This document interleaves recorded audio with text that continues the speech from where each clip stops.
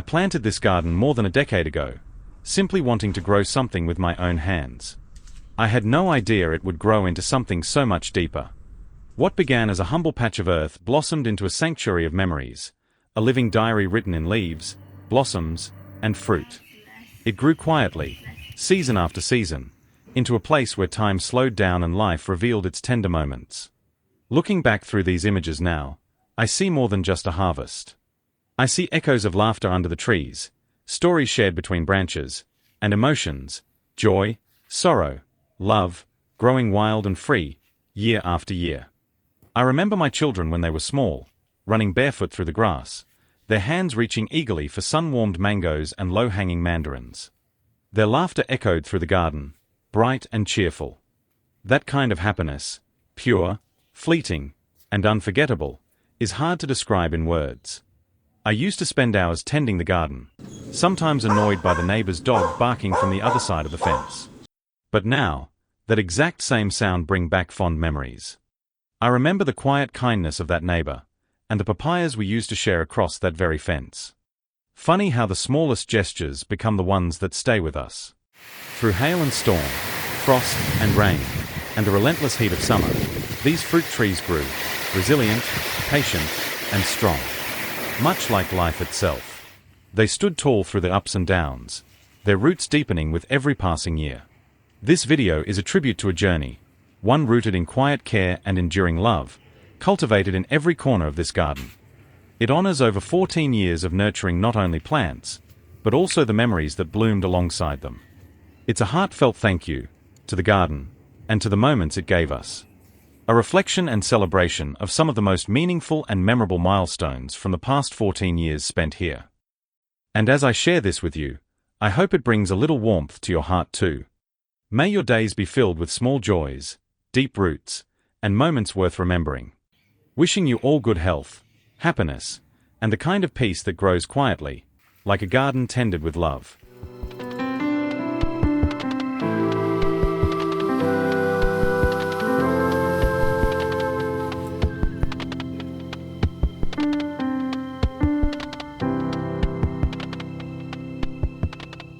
In 2011, we bought a property that had been neglected for over 20 years.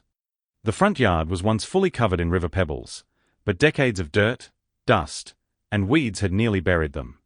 The backyard was in even worse condition, partially covered in pebbles that were now mostly hidden beneath layers of soil and overgrowth. Weedy trees and shrubs had taken over the space. I knew restoring the property would be a massive undertaking, but it was a home we could afford. Despite its rundown appearance, I saw real potential in it. Over the first few years, I devoted much of my free time to cleaning up both the house and the land. To save on costs, I did whatever I could myself and hired professionals only when necessary.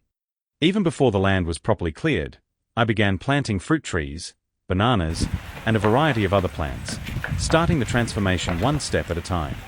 I planted bananas in many spots in the garden, and find that they were easy to grow.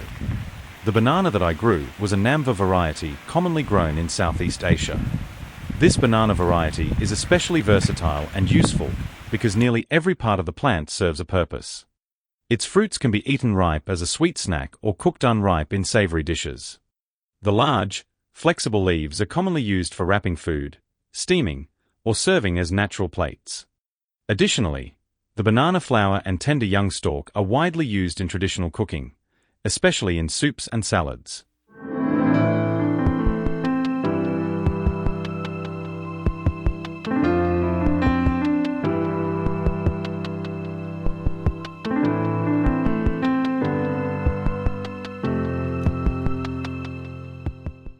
Weeding was an endless cycle. By the time I finished one section of the garden, weeds had already returned to the area I started with. To break that cycle and make it easier to move around the backyard, I decided to lay down pavers in certain spots. I used brick pavers to define the shape of my garden beds. I'm not a handyman, so the process came with its fair share of mistakes, but every misstep became a learning experience.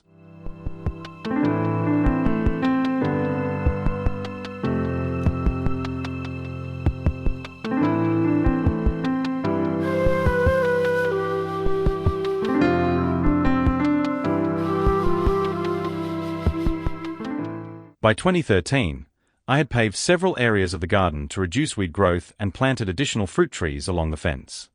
Inside the house, I painted all the walls and ceilings, while outside, I refreshed the paint on a few exterior walls. The more restoration work I completed, the more I realized the house had a solid foundation and excellent structural integrity.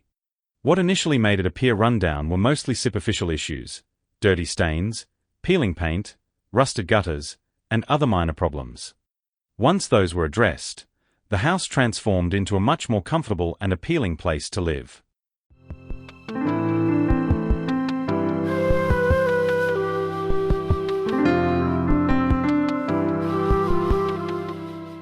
In 2014, our banana plants continued to produce plenty of fruit with very little attention. I never fertilized them and only watered during extended dry spells. That year, a few of our other fruit trees began fruiting for the first time, including a Nam Dok Mai mango and a papaya tree grown from seed. We mostly used the papayas for cooking. Wanting to grow fruits we love, especially those hard to find in Australian stores, I began planting trees from seed, like Chocana mango and jackfruit, since they weren't available for purchase locally.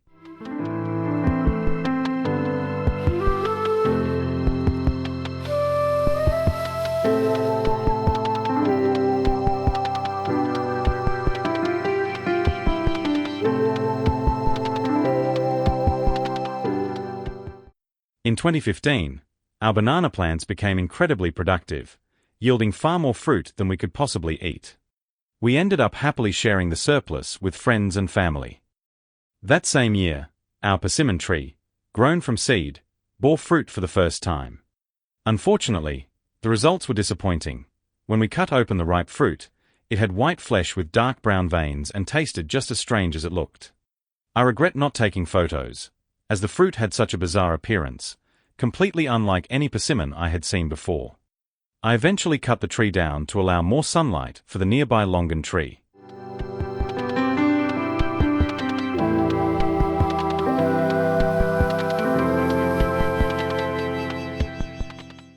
A few years ago, during a visit to a local plant nursery, I came across 3 pallets of leftover pavers being sold at steep discounts, $20, $50, and $70 each. The pallets were a mix of intact and broken pavers in assorted sizes. Normally priced between $6 and $20 per piece, these were marked down simply because most people aren't interested in mismatched or damaged pieces. I decided to buy all 3 pallets. I had already used some of the pavers around the garden, and this year I put more of them, including the irregular and broken ones, to good use by creating a garden path. My house was old, and all I needed was a functional walkway, so I didn't mind the patchwork look. In fact, the mismatched pieces gave it a bit of character.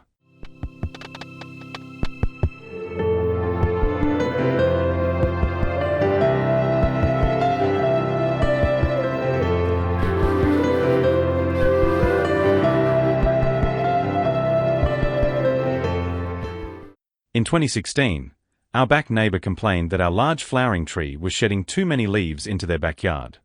They asked if I could remove it, and I agreed. After cutting the tree down, I used the trunks as garden seats. They withstood the weather for a few years before eventually rotting and needing to be discarded. In my spare time, I've been steadily working on a range of DIY projects around the house, both inside and out. These have included retiling the bathroom and extending the paved areas in the garden, among others.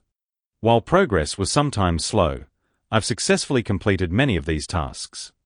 The fruit trees have grown significantly, especially the papaya tree, whose roots have started to lift some of the brick pavers, despite my earlier efforts to cut back the visible ones.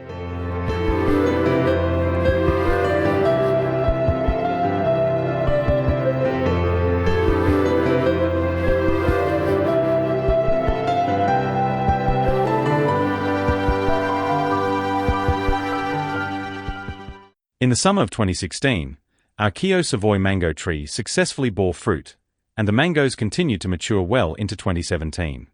I let them ripen fully on the tree and saved many seeds for propagation. Most of them germinated successfully. I kept 2 young trees for myself and gave away about 4 others. By that time, most of the pavers had been laid, which significantly reduced the areas where weeds could grow. This saved a lot of time on weeding and gave me the freedom to focus on other projects. Our banana plants consistently produced more fruit than we could eat.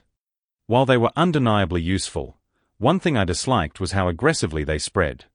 After each plant fruited, it had to be cut down, and new shoots would continuously emerge from the base. Over time, they spread outward, sometimes even pushing up under the footpath pavers, causing them to lift or crack. The constant regrowth made it difficult to keep the garden tidy. Eventually, I decided to stop growing bananas altogether. I began removing them gradually, one section at a time, and it took me over a year to completely clear them from the garden.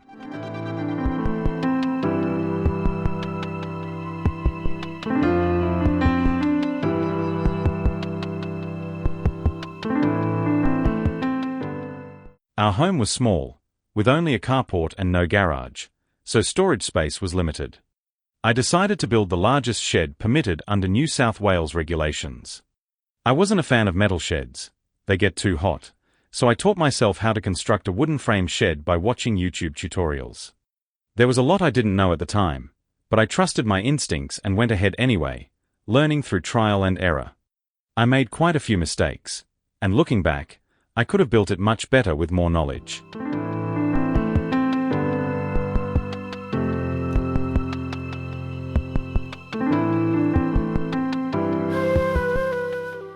In 2018, I continued working on our shed, though progress was slow due to full-time work and other priorities. Eventually, I completed the framing and hired professionals to install the roof and windows. The timing worked out perfectly. By 2019, we had decided to knock down and rebuild our home, and the shed became invaluable for storing our heavy and bulky furniture. We wanted to move as little as possible, and use the shed to reduce the hassle.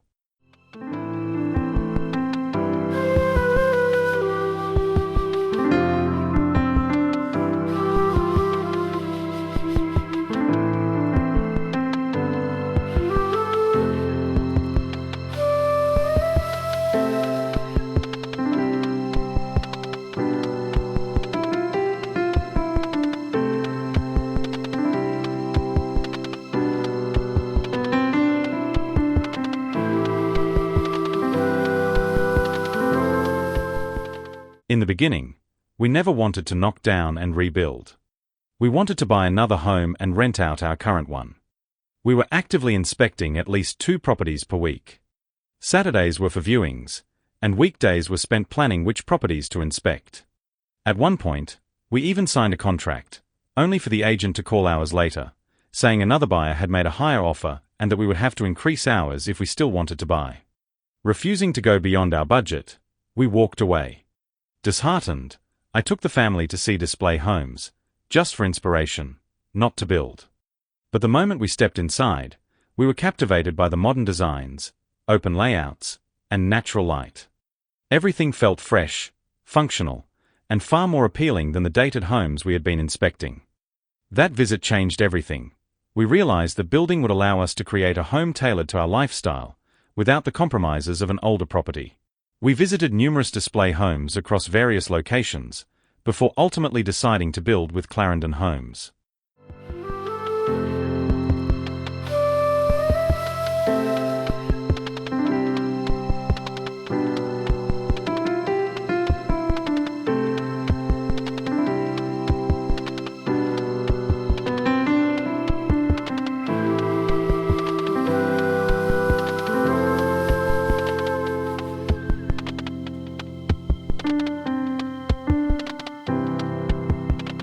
Once our building plans were approved by the council, we arranged for a demolition company to knock down our existing home. Just as the demolition was completed, the COVID-19 pandemic was declared. Naturally, we were concerned that it might delay our construction timeline. Fortunately, Clarendon Homes managed the situation exceptionally well. We were assigned an excellent site manager who was responsive, proactive, and attentive to every concern we raised. Due to the pandemic, I was working from home, just a minute's drive from the construction site, which allowed me to visit and monitor progress almost daily. Out of both excitement and a desire to catch any potential issues early, I made a point of inspecting the building site each day after the contractor had left.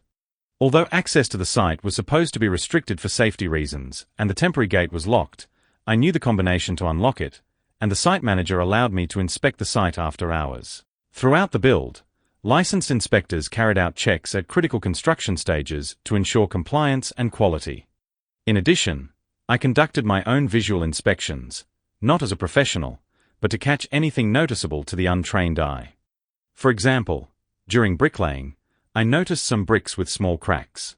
When I raised this with the site supervisor, he explained they were hairline cracks that wouldn't affect structural integrity. Still, he offered to replace them since I wasn't happy with the appearance, a gesture I really appreciated. One particularly lucky catch happened when I inspected the upstairs shower with my daughter. As she rinsed her feet, water leaked into the room below. I immediately notified the site manager, who arranged for the tiles to be removed and the issue fixed. While Clarendon would have addressed this post-handover under their warranty, catching it early saved us significant time and hassle. It became clear during the build that Clarendon engages a wide range of contractors, and not all maintain the same standards. This made the role of our site manager even more critical. His diligence and professionalism helped identify and resolve several issues that might have otherwise gone unnoticed. Construction was completed and we received the keys in October 2020. We were absolutely thrilled to move into our new home.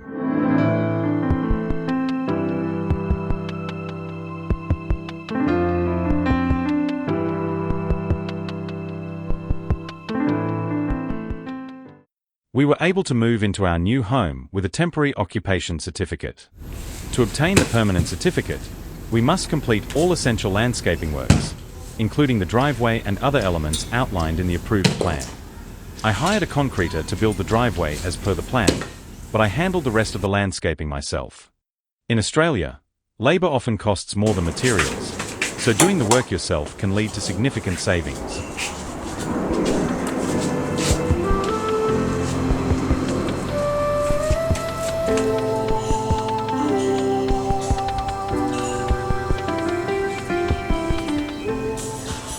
A few months after moving into our new home, I was able to complete the landscaping requirements to obtain the permanent occupation certificate. However, there was still so much more to be done. I wanted our backyard to provide functional areas for relaxation, entertainment, and play. To achieve that goal, I spent most of 2021 doing additional landscaping work.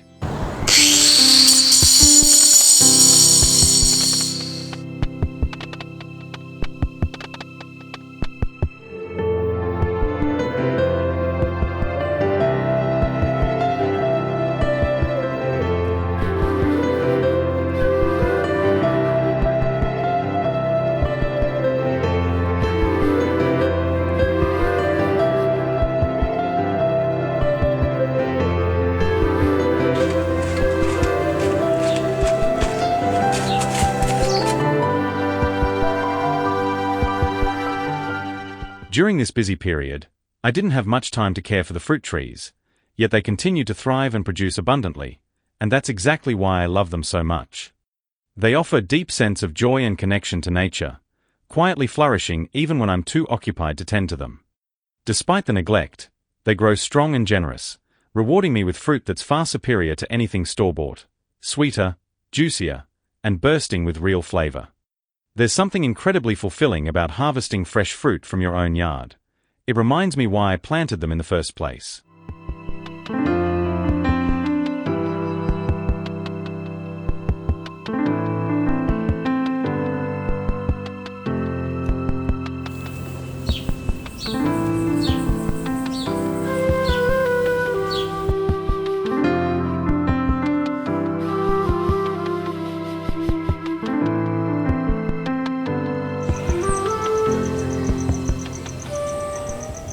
By May 2022, I had completed most of the landscaping work. To pave the side of the yard, I reused mismatched pavers salvaged from the old house. I plan to paint them a uniform color to improve their appearance, but I haven't had the chance to do that yet. Our mandarin trees produced a good amount of fruit, but the prolonged periods of rain made them more susceptible to insect damage. Fortunately, the Eureka lemons held up better. Their thick skins helped protect them. Whenever I have free time, I continue working on the landscaping to improve the backyard's appearance and reduce the need for weeding, which helps keep maintenance low.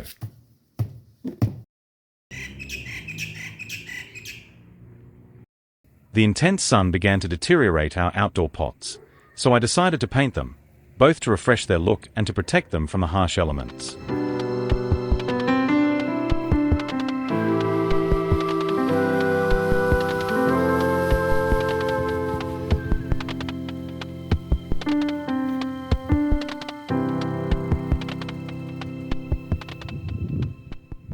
Cerurea Pretty N Pink is a stunning and exotic plant that brings a touch of wild South African beauty to any potted garden. Known for its delicate, feathery foliage and soft, silvery pink blooms that resemble miniature pincushions, this member of the Protea family offers a unique visual appeal that stands out in any setting. Its compact, shrub-like form makes it ideal for container growing, allowing gardeners to showcase its sculptural shape and eye-catching flowers up close. Blooming from late winter into spring, Cerurea Pretty N Pink adds a splash of soft color during cooler months and thrives in well-draining soil with plenty of sun. With its rare appearance and graceful elegance, it brings a sense of the exotic to patios, balconies, and garden spaces alike.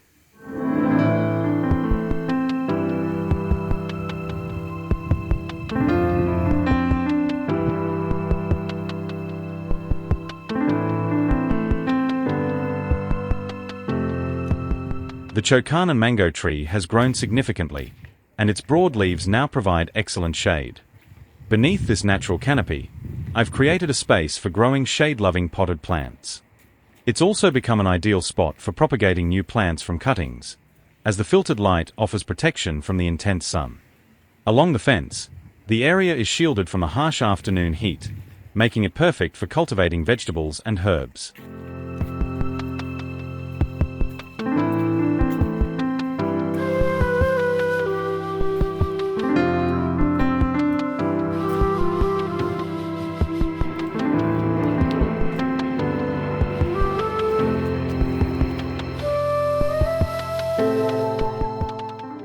Our lychee tree is still very young and small, yet it's already flowering profusely and attracting bees along with many other pollinators. In late 2022, I decided to grow a lesser-known cucumber variety called Bite Alpha F1. According to the seed packet, it's a sweet, mini cucumber with no bitterness. By January 2023, it was producing an abundance of fruit. We had to harvest every 2 days to catch them at their peak. For eating fresh, this has been one of the best cucumbers, sweet, crisp, and incredibly refreshing. Our pea eggplant has grown impressively tall and is now giving us a generous harvest. It's surprisingly easy to grow, despite the fact that its fruit is often quite expensive in Asian grocery stores. When cooked properly, these small berries are absolutely delicious in Cambodian and Thai dishes. I also grow 2 multi-grafted apple trees with 6 varieties between them. Among them, William's Pride stands out visually with its stunning purplish-red skin. Unfortunately, its taste didn't live up to the appearance. The flesh was spongy and unappealing, making it the least enjoyable of the bunch. I eventually removed that branch to give the better-tasting varieties more space to flourish.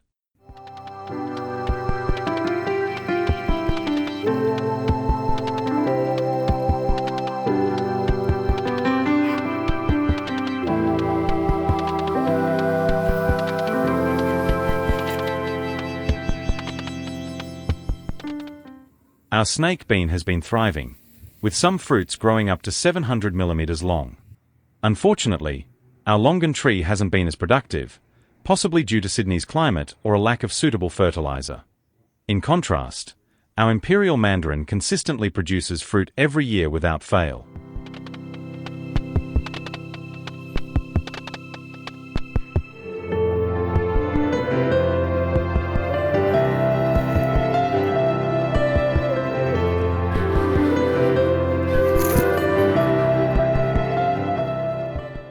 We've had our wooden outdoor furniture for over 20 years, brought with us from our previous home. I used to repaint it every 5 years or so, but over time, neglect has taken its toll and parts of the wood have started to rot.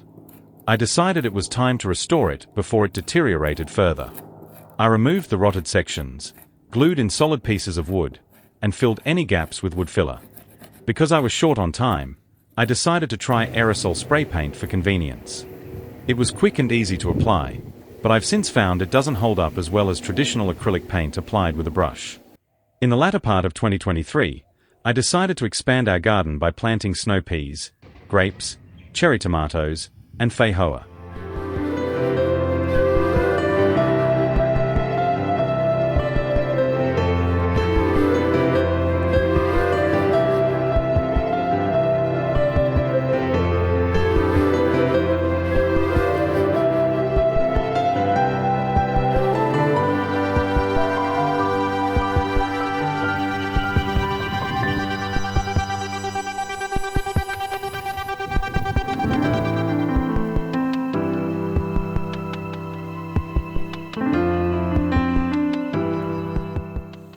Our mangoes were thriving, and I hoped the weather would stay favorable.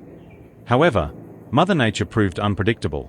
One day brought sunshine and clear skies, the next brought hail and storms. Strong winds caused many fruits to fall prematurely, but fortunately, a good number held on resiliently. These hardy survivors continued to grow and ripen into 2024, a testament to nature's strength and perseverance.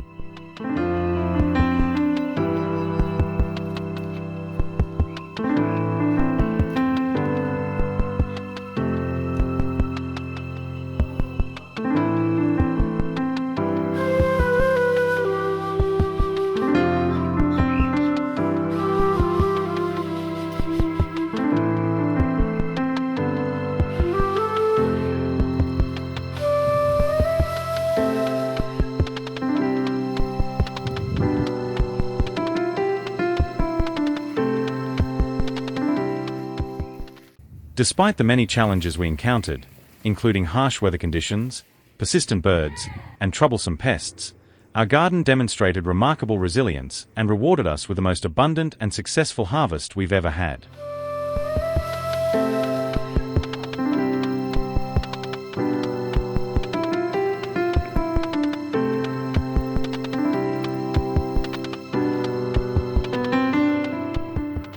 This year, the rising cost of fruit has made it increasingly expensive to maintain a healthy, fresh diet. Thankfully, our garden has significantly eased that financial burden. By growing our own produce, we've saved a considerable amount of money, as we no longer need to purchase nearly as much fruit from the store. Beyond the savings, there was a deep sense of satisfaction and joy in harvesting our own fruit. Not only was it rewarding to see our hard work come to life, but the flavor and freshness of homegrown fruit far surpassed anything we could find at the supermarket.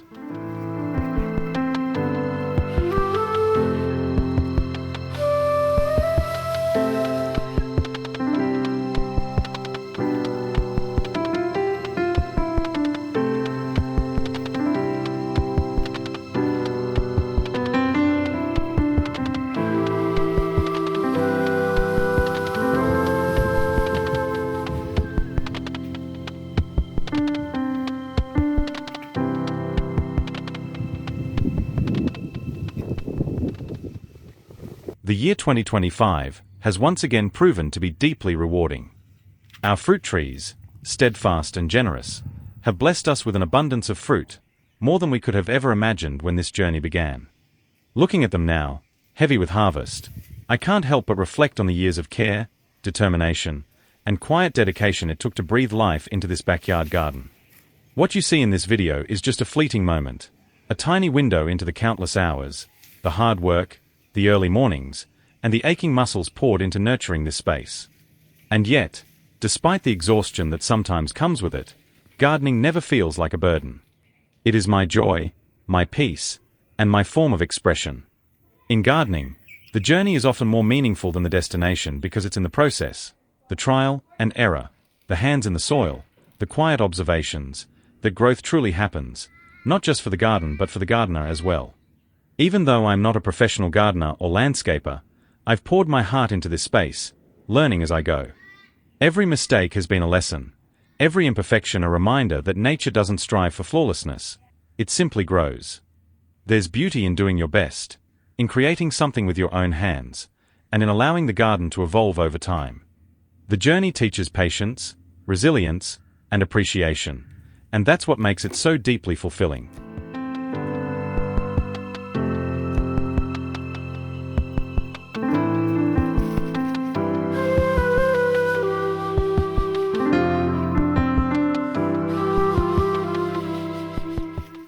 As I come to the end of this video and reflect on the past 14 years, I'm reminded that this garden has never just been about growing plants. It's been about growing with them, through seasons of change, through moments of quiet joy, and yes, through times when life felt heavy or overwhelming. For me, gardening has been more than a hobby. It's been a refuge, a way to step away from the noise, the stress, and the pressure of daily life. It's where I come to breathe a little easier, to think a little more clearly, and to simply be. This garden has been my quiet companion, my trusted friend. Through 14 springs and 14 winters, it has always been here, patient and grounding, never asking for more than care and time, and always giving back far more in return. It has taught me to be patient, to embrace imperfection, and to trust the process of growth, even when the results aren't immediate. It's where I've found joy in the smallest things: a new bud, the song of birds, the warmth of sunlight on leaves. Over the years, it's also brought real, tangible benefits to our lives. It's provided food for the table, a beautiful space to gather with loved ones, a place to teach children about nature, and countless moments of peace that no screen or schedule could ever offer. More than anything, it's given me a deep sense of purpose and connection, something that's hard to put into words but easy to feel every time I walk among these plants. It holds memories, lessons, and a kind of quiet resilience that I hope continues to grow for many years to come. So, thank you for watching and walking through this journey with me. Whether you're a gardener yourself or just someone curious about the life that grows quietly in backyards and hearts, I hope this video reminds you that beauty, peace, and joy can be cultivated, one seed, one season, one small act of care at a time. Here's to 14 years of growing, and hopefully, many more.